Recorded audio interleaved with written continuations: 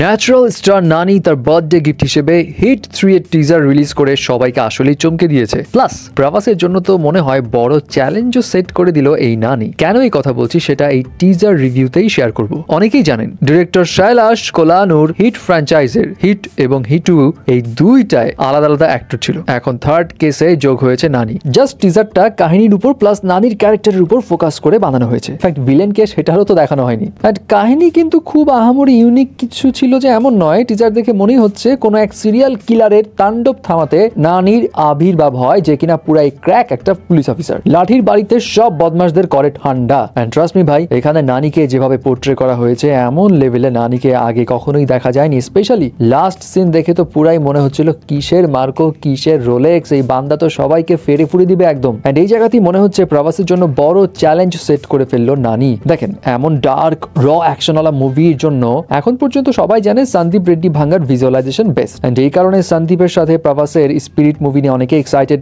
Specially প্রভাসকে কোন লেভেলে dark ruthless কপ হিসেবে প্রেজেন্ট করা হবে সেটা নিয়ে সবার আগ্রহ বেশি।